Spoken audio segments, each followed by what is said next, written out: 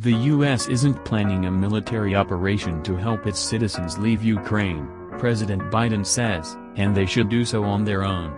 American citizens should leave now, Biden said as Russia amasses a military force around its neighbor.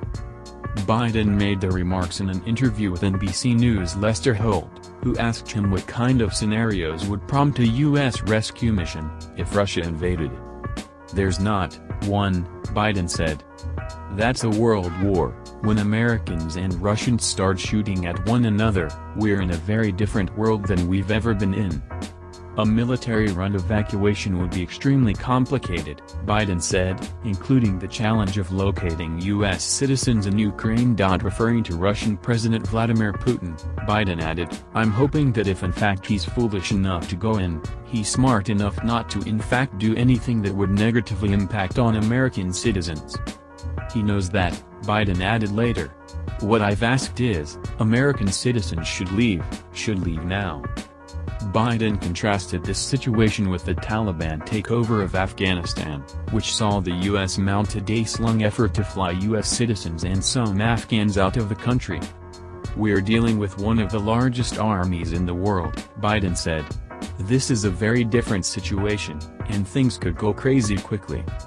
The U.S. State Department issued a Level 4, Do Not Travel advisory for Ukraine on Thursday, saying U.S. citizens in Ukraine should depart now via commercial or private means, in large part because of the high threat of Russian military action.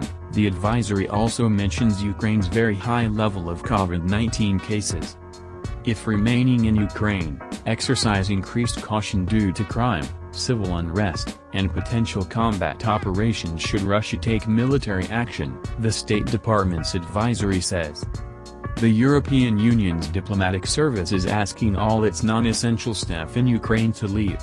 The Netherlands, the UK and Israel are among countries asking their citizens to leave Ukraine immediately and asking those planning to travel there to refrain from doing so.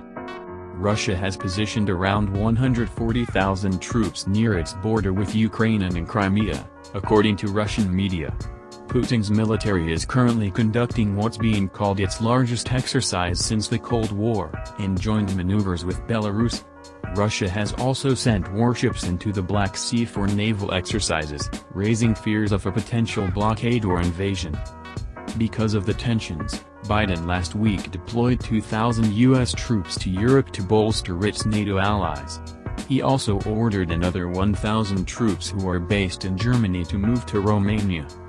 If Russia defies international pressure and mounts an invasion, Belarus might be part of the plan. A recent analysis by the Center for Strategic and International Studies found that Russia's military could attempt to outflank Ukrainian defenses around Kiev by approaching through Belarus defenses.